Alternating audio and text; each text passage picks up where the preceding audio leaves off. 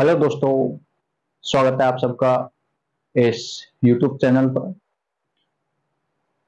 दोस्तों, आज हम कराने वाले हैं प्रश्नावली 4 को, जिसका नाम है द्विघात समीकरण, क्लास 10वीं।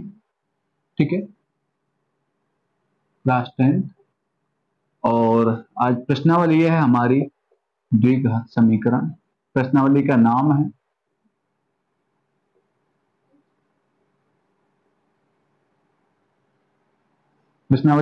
है अपना द्विघात समीकरण 4 प्रश्नावली। ठीक है, जिसको हम कराने वाले हैं। दोस्तों, मैंने आपको जो प्रश्नावली एक थी, हाँ उसी में एक थी या दो थी, हाँ एक थी, उसमें मैंने बताया था आपको जो द्विघात समीकरण है उसके बारे में थोड़ा बताया था। एक बार हम फिर से देख लेते हैं क्या होता है द्विघात है। देखिए, द्वि और घात, ठीक है, दो घात। ठीक है, कोई चर, क्या कोई चर x है, कोई चर मान लेते हैं, कोई चर है, वो क्या है, x है? कोई चर x, यदि इस चर की घात यदि 2 है, इसकी घात यदि 2 है, ठीक है, तो ये अपना क्या हो जाएगा, द्विघात समीकरण हो जाएगा। ठीक है, अब अधिकतम घात, ये ऐसे नहीं कि ये ऐसे ही लिखा पाए। द्विघात समीकरण का या द्विघात जो अपना समीकरण है उसका ये एक व्यापक रूप होता है। उसकी यदि हम बात करें तो पहले देख लेते हैं, यदि कोई समीकरण है और उसमें चर की घात अधिकतम 2 है, कोई चर x है और उसकी अधिकतम घात 2 है, तो वो कैसा समीकरण होगा, द्विघात समीकरण। ठीक है, जैसे मैं बात करूं x² प्लस x प्लस 1, ये क्या है अपना ये, ठीक है, ये अपना एक क्या है, द्विघात समीकरण है। क्यों? क्योंकि इसमें जो चर है ना, चर क्या है, x, ये भी x है। ठीक है, ये अचर हो गया, क्या हो गया, अचर। ठीक है, जब हम बात करें हम x जो चर है तो उसकी अधिकतम घात कितनी है दोस्तों, यहाँ पे 2 है, तो ये कैसा समीकरण हुआ, द्विघात समीकरण। ठीक है, द्विघात समीकरण में एक कंडीशन होती है यहां पे, तो उससे पहले मैं बता देता हूं एक बार कि द्विघात जो समीकरण होता है उसका जो व्यापक रूप होता है वो क्या होता है, ax² plus bx plus c equal to 0। ठीक है, मैंने बताया था आपको यदि कोई समीकरण, यदि कोई भी वैल्यू है, जैसे ये लिखा हुआ है, तो यदि इसके बराबर में 0 है तो ये समीकरण कहलाएगा। और यहीं पे यदि मैं बात करूं, इसको मैं इस तरीके से लिखूं, px बराबर ax² plus bx plus c, ये क्या कहलाएगा, ये एक बहुपद कहलाएगा। क्या कहलाएगा, एक बहुपद हो जाएगा ये। ठीक है, तो व्यापक रूप ये होता है ax² plus bx plus c। ठीक है, यहां पे a not equal to 0, a का मान 0 नहीं होना चाहिए, तभी ये द्विघात समीकरण होगा। यदि a का मान 0 हो जाएगा तो ये x² है, ये भी 0 हो जाएगी। ये पूरी जो वैल्यू है ये, ठीक है, ये कंप्लीट वैल्यू, ये जो कंप्लीट वैल्यू है ये क्या हो जाएगी, 0 हो जाएगी। 0 हो जाएगी तो x जो अचर था उसकी जो घात है वो फिर कितने रह जाएगी, एक ही रह जाएगी। तो इस अवस्था में ये द्विघात समीकरण नहीं कहलाएगा। हाँ, यदि a नॉट इक्वल टू 0 है तो ये एक द्विघात समीकरण होगा। अब ये हो गया अपना द्विघात समीकरण का मानक रूप हो गया। ठीक है, आगे अब हम अपनी प्रश्नावली को स्टार्ट करते हैं।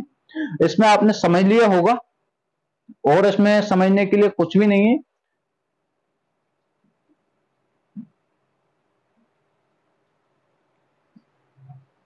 आपका पहला प्रश्न है, जांच कीजिए कि निम्न द्विघात समीकरण है। अब पहला जो प्रश्न है उसका पहला ही दे रखा है। अब क्या दे रखा है, x प्लस 1 का square equal to 2x minus 3। ठीक है, अब हमें ये देखना है कि क्या ये एक द्विघात समीकरण है।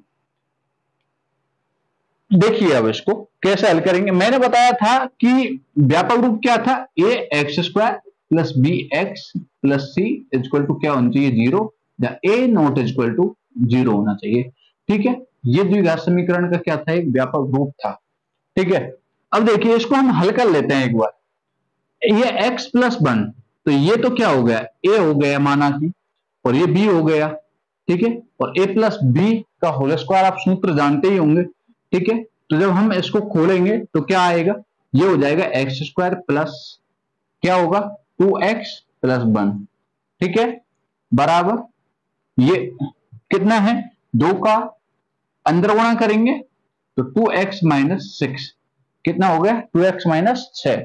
ठीक है, अब देखिए इसमें समान दिख रहा है कुछ, इधर भी 2x है इधर भी 2x है, दोनों प्लस के हैं। जब ये 2x इधर आएगा तो ये किसका हो जाएगा, माइनस।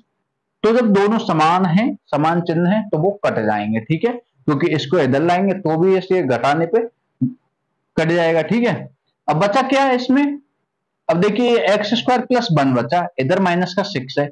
जब माइनस का 6 इधर आएगा तो किस में हो जाएगा, प्लस में। तो एक्स स्क्वायर वो सॉरी प्लस 7 बराबर क्या हो गया, 0। ठीक है, ये आ गया। अब देखिए इसमें जो चर है x, उसकी अधिकतम मान कितना है, वो मान नहीं सॉरी, उसकी अधिकतम घात कितनी है, अधिकतम घात 2 है। तो इसका मतलब ये जो दिया गया जो ये समीकरण है, ये क्या है, द्विघात समीकरण। देखिए द्विघात समीकरण में आपको ध्यान रखना है कि जो एक्स स्क्वायर है ना, उसकी वैल्यू 0 नहीं होनी चाहिए। ठीक है, एक्स स्क्वायर होना ही चाहिए, तब तो वो द्विघात समीकरण। बाकी बाकी जो ये हैं इनसे हमें कोई मतलब नहीं है, ये चाहे भले ही 0 हो, कोई फर्क नहीं पड़ेगा। ठीक है, यहाँ पे अगर x की वैल्यू होती होती और c का मान यदि 0 होता तो कोई फर्क नहीं पड़ता, तब भी ये द्विघात समीकरण था। ठीक है, इसी का अगला क्या है, x square minus 2x is equal to minus 2 3 minus x। ठीक है, ये है। अब देखिए इसको हल कीजिए, क्या होगा, एक्स स्क्वायर जब हम इसको हल करेंगे तो क्या आएगा, एक्स स्क्वायर माइनस का 2x। ठीक है, ये माइनस 2 है, जब हम इसका इसमें गुणा करेंगे तो क्या आएगा, ठीक है, माइनस का 6, और ये माइनस माइनस ये हो जाएगा प्लस और 2x। ठीक है, अब देखिए जब हम इन संख्याओं को इधर लाएंगे तो एक्स स्क्वायर, ये माइनस का 2x है, ये प्लस का है इधर, ये इधर आएगा।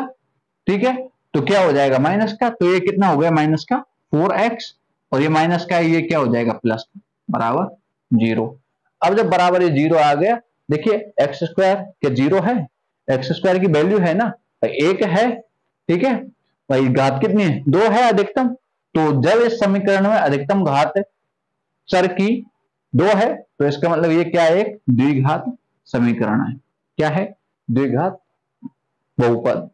ठीक है, या द्विघात समीकरण। ठीक, बहुपद तो नहीं होगा क्योंकि अगर px के बराबर यदि हम इसको मानते तो बहुपद कहते, कहने का मतलब ये द्विघात समीकरण है। ठीक है, अगला है आपका इसी का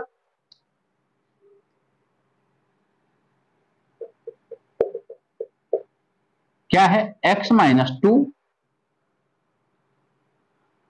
into x plus 1 is equal to x minus 1 और एक्स प्लस 3। ठीक है, ये है, इसको अब हम हल कर लेंगे। हल कैसे करेंगे, देखिए इन दोनों का गुणा कर लीजिए, इन दोनों का कैसे होगा, ये क्या हो जाएगा एक्स स्क्वायर, भाई इसका इससे गुणा पहले, फिर इसका इससे, बाद में इसका इससे और इसका इससे। ठीक है, ये एक्स स्क्वायर, ये प्लस का एक्स माइनस का 2x और ये माइनस का 2, गुणा करना तो आता ही होगा, इक्वल टू ये क्या हो गया, ये हो गया एक्स स्क्वायर प्लस का 3x माइनस का x और माइनस का 3। ठीक है, ये कितना हो गया, एक्स स्क्वायर, ये प्लस का है ये माइनस का है। ठीक है, ऐसा मत कीजिए, देखिए ये एक्स स्क्वायर ये एक्स स्क्वायर क्या होगा, कट गया क्योंकि प्लस प्लस के थे दोनों। ठीक है, इधर आएगा तो किस में हो जाएगा, माइनस में हो जाएगा, x square minus x square क्या हो जाएगा, कट जाएगा। ठीक है, अब बचा क्या है इसमें, देखिए ये प्लस का एक्स देखिए इसको हम हल कर लेते हैं अभी। आगे ये माइनस का x बचा है यहाँ पे, और माइनस का 2 बराबर ये 2x और माइनस का 3।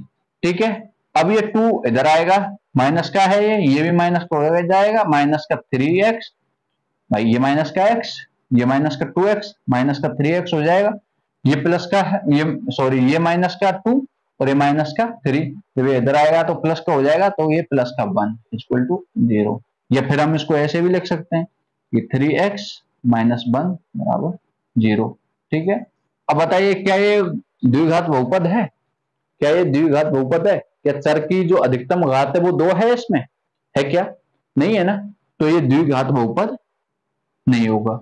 क्या? द्विघात बहुपद नहीं होगा। इसी का अगला,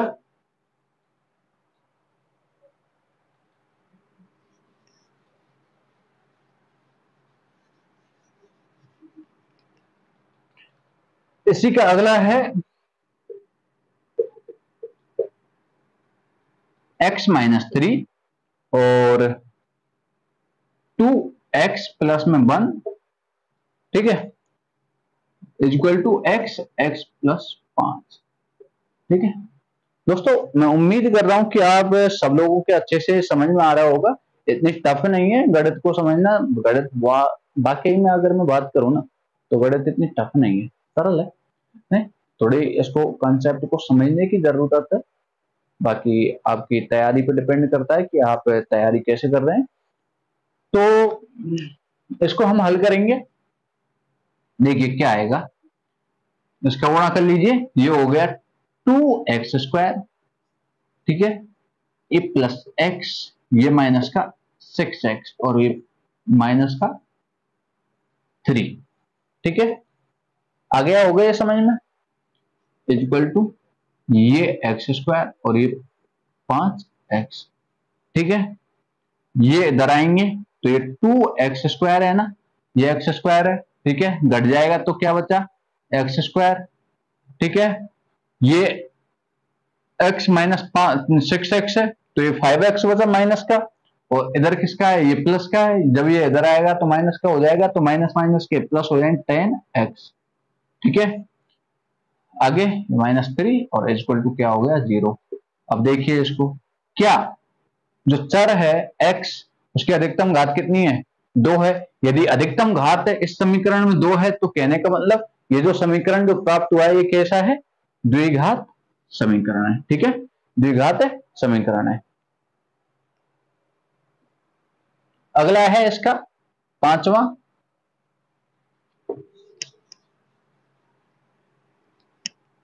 क्या कहता है, एक दो वैसे आपको खुद से करने चाहिए और प्रैक्टिस करनी भी जरूरी है। x प्लस 5 और x माइनस 1। ठीक है, हल कीजिए, करिए इसको, हो जाए तो आपसे, नहीं तो फिर मैं तो यहां पे करा ही रहा हूं। ठीक है, 2x आपको पता ही होगा कैसे गुणा करना है। ठीक है, समझ गए होंगे क्या करना है, गुणा कर लीजिए, इनका भी गुणा कर लीजिए, क्या आएगा 2x², ये कितना हो जाएगा, माइनस का 6x माइनस का x और ये प्लस का 3 इक्वल टू, ये हो गया x² माइनस का x और ये 5x और माइनस का 5। ठीक है, माइनस का 5। अब इनका पक्षांतरण कीजिए, ये क्या बचा, x², 2x², ये x², इधर आएगा तो माइनस का हो गया और ये एक बचा। ठीक है, एक x² बचा ना। आगे देखिए, ये माइनस का 7x है, हो गया ना, माइनस का 6x और माइनस का x, 7x हो गया। ये माइनस का, देखिए ऐसे ना करें तो ये माइनस का x से माइनस का x गया, कट गया। ठीक है, ये माइनस का 6x और ये प्लस का 6x, ये इधर वो 5x सॉरी, ये इधर आएगा तो माइनस का हो जाएगा, तो ये कितना हो गया 11x, किसका, माइनस का। अब ये क्या है 3, ये माइनस का इधर आएगा प्लस का, तो कितना हो जाएगा 3 + 5 8 हो गया, इक्वल टू 0। देखिए क्या ये द्विघात समीकरण है, द्विघात समीकरण है, बिल्कुल है, क्योंकि x square minus 11x plus 8 बराबर 0 है। एक्स का जो अचर है, वो सॉरी चर है, उसकी अधिकतम घात कितनी है? 2 है या नहीं है? है ना? बिल्कुल। आ गया समझ में? अब देखिए अगला है, इसी में यहीं पे करा देता हूं छठवां, इसी का पहले का छठवां क्या है? X square plus 3x plus 1 equal to x minus 2 का होल स्क्वायर। ठीक है, हल कीजिए इसको। हल करेंगे तो क्या आएगा? X square plus 3x plus 1। इसको हल करना है क्योंकि ये तो हल ही है? अब इसको खोलिए, ये क्या आएगा? एक्स स्क्वायर, ठीक है, और माइनस का 4x और ये प्लस का क्या हो गया? 4, ठीक है, प्लस का 4। अब देखिए एक्स स्क्वायर से एक्स स्क्वायर गया, गया नहीं गया? ठीक है, और हुआ क्या? ये 3x है, ये माइनस का 4x इधर आया तो 7x, ठीक है, ये प्लस का है, ये प्लस का इधर आया माइनस का, ठीक है, तो -3 इक्वल टू 0। बताइए क्या ये द्विघात समीकरण है? द्विघात समीकरण है? बिल्कुल नहीं। अरे नहीं है, क्योंकि x जो अचर जो चर है उसकी अधिकतम घात कितनी है? इसमें एक ही है, तो इसका मतलब ये एक द्विघात क्या नहीं है? समीकरण नहीं है। ठीक है, अब एक काम करते हैं कि इसके लास्ट के 2 रह गए हैं, ठीक है, उनको आपको करना है, आपको प्रैक्टिस करनी है। ठीक है, मैंने ज्यादा नहीं छोड़े हैं, मात्र इसके 2 ही प्रश्न छोड़े हैं, मतलब जो पहला प्रश्न है उसके 2 ही बिंदु छोड़े हैं, एक तो 7वां और एक 8वां, जिनको आप खुद भी कर सकते हैं, क्योंकि आपके लिए मैंने इतने सारे समझा दिए क्वेश्चन। और इसके बाद मैं उम्मीद कर रहा हूं कि ये जो क्वेश्चन है रहने नहीं चाहिए। ठीक है, आपके अच्छे समझ में आ गए होंगे। अब प्रश्न नंबर 2 है, प्रश्न नंबर कौन सा है? 2 है। अब 2 क्या कह रहा है? देखिए 2 का पहला जो प्रश्न है वो क्या कह रहा है कि एक आयताकार भूखंड का क्षेत्रफल 528 मीटर स्क्वायर है। ठीक है, एक आयताकार क्या है? ये डायग्राम बना देते हैं। ठीक है, एक आयताकार भूखंड जिसका क्षेत्रफल क्या है? 528 मीटर स्क्वायर है। ठीक है, ठीक, क्षेत्र की लंबाई, क्षेत्र की लंबाई किस में लेनी है? हमको मीटर में लेनी है। क्षेत्रफल भी देखिए मीटर में दिया हुआ है। ठीक है, मीटर में है, लंबाई चौड़ाई के दोगुने से, चौड़ाई के दोगुने से एक अधिक है। हमें भूखंड की लंबाई और चौड़ाई ज्ञात करनी है। देखिए हमको जो ये सवाल में दिया हुआ है ना, हमको क्या करना है? इन वैल्यू को द्विघात समीकरण के रूप में व्यक्त करना है। ठीक है, क्या कहा है? देखिए पहली बात तो हमें लिखना है कि दिया है, दिया है क्या? आयत का, आयत का क्षेत्रफल क्या है? 528 मीटर स्क्वायर। अब हम क्या करेंगे? प्रश्नानुसार लिखना है, माना कि आयत की लंबाई,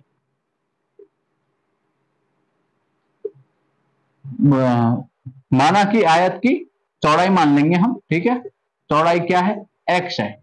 ठीक है, तो लंबाई जब हम निकालेंगे तो क्या आएगी?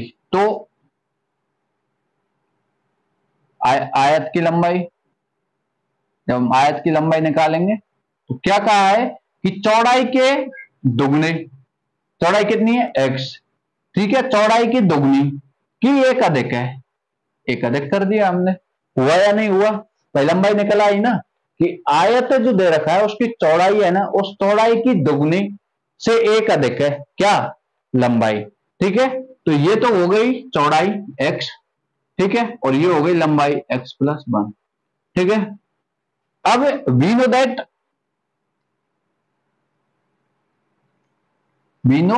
दैट हम जानते हैं कि आयत का क्षेत्रफल क्या होता है? आयत का क्षेत्रफल क्या होता है?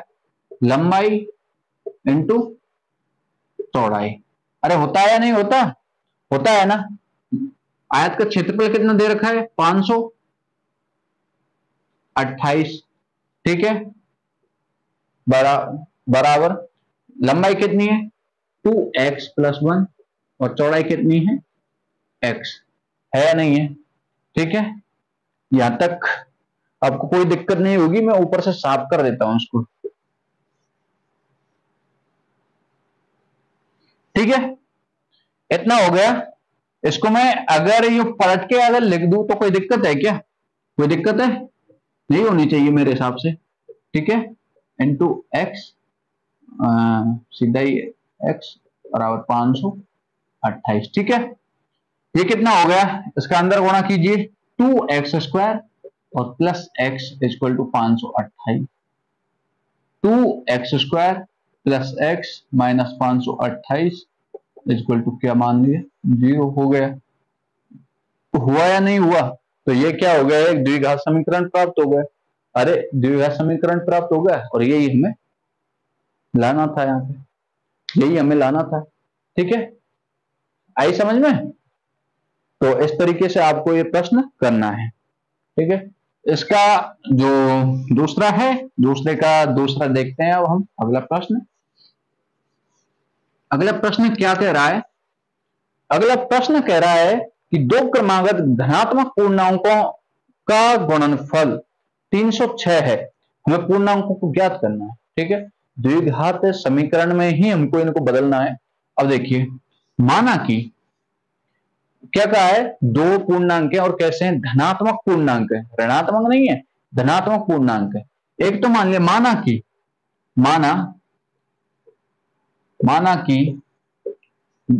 कि धनात्मक पूर्णांक, या माना कि जो फर्स्ट या प्रथम धनात्मक पूर्णांक क्या है? x, और द्वितीय धनात्मक पूर्णांक की अगर हम बात करें तो द्वितीय जो धनात्मक पूर्णांक है वो क्या है? x+1। अब देखिए, ये x+1 क्यों? क्योंकि प्रश्न में कहा है कि क्रमागत। यदि मैं कहूं कोई धनात्मक पूर्णांक 2 है, ठीक है, तो अगला कौन सा होगा? 3 ही तो होगा। भाई 2 और 3 के बीच में कोई धनात्मक पूर्णांक है क्या? है क्या? नहीं है ना। अगला कौन सा होगा? 3 के बाद 4 होगा। 3 के, यदि ये कहता है कि 3 क्रमागत धनात्मक पूर्णांक, तो हम मान लेते 2 3 4। तो यदि मैं x का मान 1 मानूं तो द्वितीय जो धनात्मक पूर्णांक क्या आएगा? हमारा 2 आएगा। आएगा या नहीं आएगा? इस वजह से। ठीक है, एक अधिक हो गया अगला धनात्मक पूर्णांक। अब क्या कहा है? ये तो इतना हो गया। ठीक है, अब प्रश्न में कहा है कि धनात्मक पूर्णांकों का गुणनफल कितना है? 306। तो क्या लिखना है हमें ना? प्रश्नानुसार। ठीक है, प्रश्न के अनुसार कि x और x+1 इक्वल टू 306। ये x² plus x equal to 306। ठीक है, ये x² plus x minus 306 equal to क्या है? 0। ठीक है, ये प्राप्त हो गया। अरे हुआ या नहीं हुआ? हो गया ना। आई समझ में बात? अरे आई या नहीं आई समझ में? लगता है मार्कर की दोस्तों स्याही खत्म हो गई है। नहीं नहीं नहीं, ठीक है, तो ये हो गया आपका प्रश्न। अब अगले प्रश्न की यदि हम बात करें तो अगला प्रश्न क्या कहता है? देखिए लैंग्वेज वाले प्रश्न हैं, थोड़े आपको लग रहे होंगे, थोड़े टफ लग रहे होंगे, लेकिन ऐसी कोई बात नहीं है। एक दो बार आप करोगे तो आपके बिल्कुल समझ में आ जाएंगे। और रही बात मैथ को, बिल्कुल भी कठिन ना समझे। जब तक हम हैं तब तक आपको डरने की क्या बात है? अगला है प्रश्न कि रोहन की मां उससे 26 वर्ष बड़ी है। माना कि रोहन की आयु, चलिए इसको हम माना माना तो हम पीछे देखते हैं कि रोहन की मां उससे 26 वर्ष बड़ी है। उनकी आयु का गुणनफल अब से 3 वर्ष पश्चात 306 हो जाएगी। हमें रोहन की वर्तमान आयु ज्ञात करनी है। ठीक है, अब देखिए,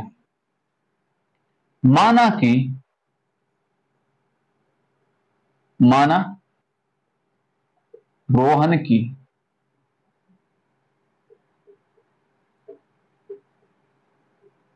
वर्तमान आयु क्या है, एक्स है। ठीक है, रोहन की वर्तमान आयु क्या है, एक्स है। अरे है या नहीं है, ठीक है।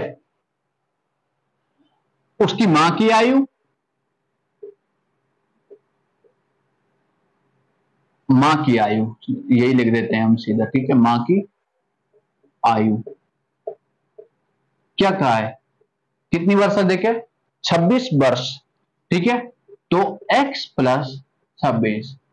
अब देखिए, आपसे कहा जाए कि आपकी उम्र जैसे है 3 वर्ष है, ठीक है, 5 वर्ष लगा लीजिए, और आपसे कहें कि आपकी माँ की आयु आपसे 15 वर्ष अधिक है। भाई माँ ने पहले जन्म लिया है तभी तो आपने लिया है। ठीक है, जब बच्चे की उम्र 5 वर्ष है, जैसे आपकी ही लगा लीजिए, और कहा है कि 15 वर्ष अधिक है आपकी माँ की आयु, तो बताइए कितनी हो जाएगी। अरे 20 वर्ष होगी ना। आप क्या करोगे, क्या करोगे, निकाल लोगे ना इस तरीके से। तो इसी तरीके से इसमें कहा है कि जो रोहन की आयु है ना, ठीक है, उसकी आयु से 26 वर्ष अधिक है किसकी आयु, उसकी मां की आयु, है या नहीं है। लेकिन ये कौन सी आयु है, ये है वर्तमान आयु। कौन सी आयु, वर्तमान आयु। आगे कहा है कि उसकी आयु का गुणनफल अब से 3 वर्ष पश्चात, अब से 3 वर्ष पश्चात, और पश्चात का मतलब आने वाला समय। ठीक है, पूर्व की यदि हम बात करते तो पिछला जो समय निकल गया है उसकी बात करते, पश्चात है आने वाला समय। ठीक है, तो 3 वर्ष, 3 वर्ष, 3 वर्ष पश्चात रोहन की आयु, रोहन की आयु कितनी हो जाएगी दोस्तों, कितनी हो जाएगी, x प्लस 3। भाई 3 वर्ष बढ़ गया, बढ़ाया नहीं। और मां की आयु कितनी हो जाएगी, अरे मां की आयु कितनी हो जाएगी, वो हो जाएगी आपकी x प्लस 26 प्लस 3। यदि हम इसको ऐसे लिखें तो मैं 26 और 3 कितने होते हैं, 29। ठीक है, अरे ठीक है ना, इतनी हो गई। अब क्या कहा है कि उनकी जो आयु है ना, उसका गुणनफल अब से 3 वर्ष पश्चात कितना है, 360 है। क्या है, प्रश्नानुसार कि जो 3 वर्ष जो पश्चात जो आयु है ना, उस आयु का जो गुणनफल है ना, उस आयु का जो गुणनफल है वो कितना है दोस्तों, वो है 360। क्या है, 360। ये दोनों आयु हो गई ना, हो गई ना, गुणनफल हो गया। अरे हुआ या नहीं हुआ, ठीक है। ये कितना हो गया, x², ठीक है, प्लस 29, x प्लस 3x, और ये कितना हो गया, 29 तिया हो गया आपका 87। ठीक है, इक्वल टू 360। ये हो गया आपका x² प्लस 29 और 3 32x। ठीक है, और जब ये इधर आएगा तो आप देख लीजिए क्या आएगा, ये आएगा 3 और 1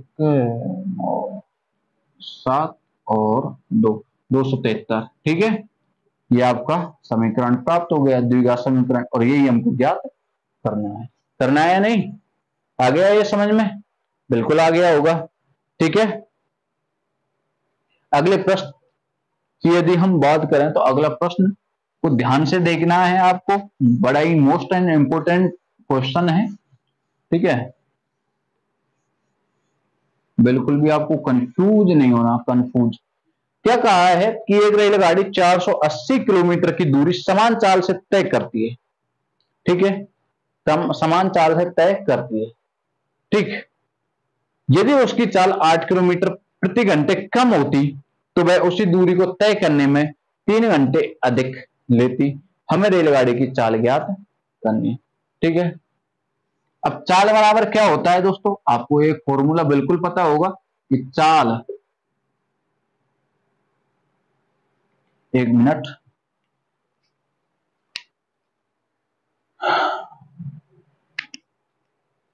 चाल बराबर क्या होता है? चाल बराबर होता है दूरी बटा समय। अरे होता है या नहीं होता? ठीक है, चाल बराबर क्या होता है? दूरी बटा समय। यहां पे दूरी कितनी दे रखी है?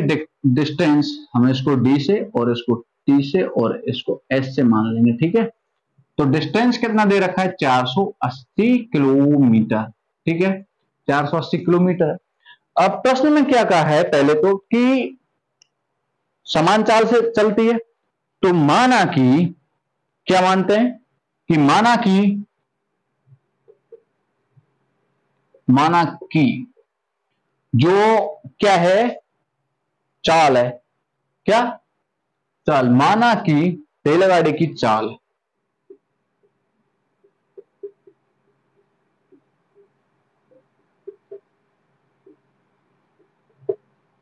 x मान लेते हैं हम। ठीक है, ठीक। तो जब रेलगाड़ी की चाल x है तो समय क्या होगा? तो समय बराबर क्या होगा? दूरी कितनी है? 480 और बटे में x। एक तो ये समीकरण हो गया आपका।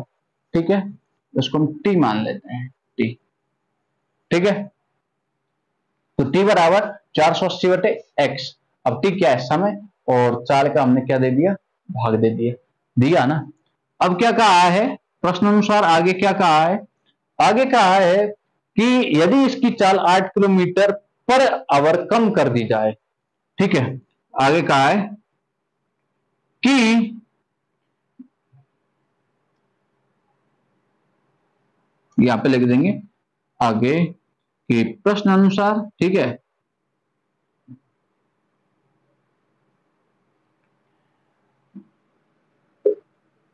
यदि 480 किलोमीटर ही रहेगी दूरी तो सेम ही रहेगी। चाल कितनी दे रखी है? x दे रखी है। अब कहा है कि 8 किलोमीटर प्रति घंटे कम कर दी जाए, तो x माइनस 8 हो जाएगा। अरे होगी ना भाई, चाल x है ना, उसमें से 8 कम कर दी ना।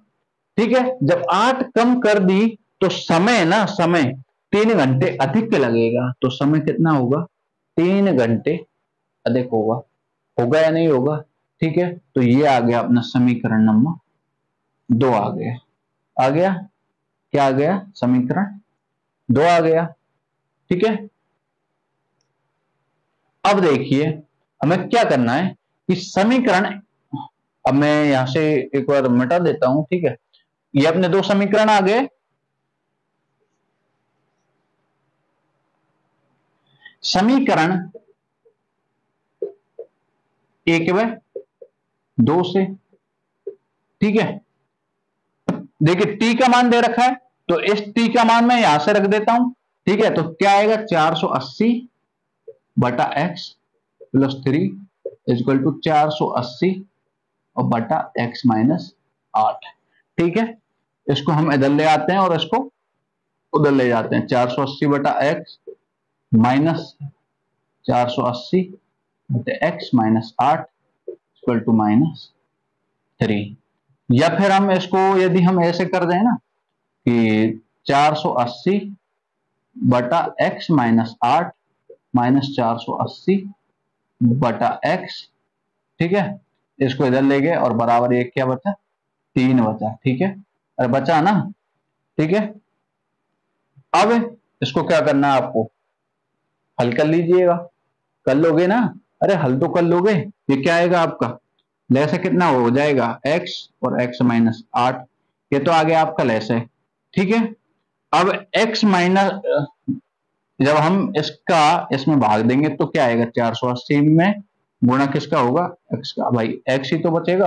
भाई x माइनस 8 का भाग जब हम इसमें देंगे तो x माइनस 8 तो कट गया, बचा क्या? x, और x का गुणा हो गया ऊपर माइनस ये 480 का। तो 480 क्योंकि x का जब हम इसमें भाग देंगे तो क्या आएगा? x माइनस 8 और इक्वल टू ये क्या है? 3। अब इनको हल करने पे क्या आएगा? क्या आएगा? चलिए हल कर देते हैं इसको, है। अरे हल कर देते हैं दोस्तों। हल करने पे क्या आएगा? क्या आएगा? ये आ जाएगा आपका 480 एक्स माइनस ये 480 एक्स, और ये माइनस जब हम इसका इसमें गुणा करेंगे तो ये आ जाएगा, अरे 480 एक्स माइनस 480 एक्स, और ये माइनस माइनस हो जाएगा प्लस 0, 8 64, 6 8 32 और 38, ठीक है, बराबर ये 3, और इसमें आ जाएगा गुणा करेंगे तो x और x माइनस 8, ठीक है, ये ऊपर गया, ठीक, ये तो कट गया, समझ रहे हैं, क्या बचा, ये बचा 3840 बराबर ये 3x x माइनस 8, जब हम इसको हल करेंगे तो 3840 इक्वल टू ये 3x² और माइनस ये 3 8 24 x, ठीक है। अब हम इसको यदि हम सीधे ठीक तरीके से यदि हम इसको लिखें तो ये क्या आएगा, 3x² माइनस 24x और माइनस 3840 इक्वल टू क्या आ गया, 0, और यही हमें ज्ञात करना था, ठीक है, यही हमको ज्ञात करना था जो हमें प्राप्त हो चुका है। और इसी के साथ आपकी जो प्रश्नावली 4.1 है वो समाप्त हो चुकी है दोस्तों।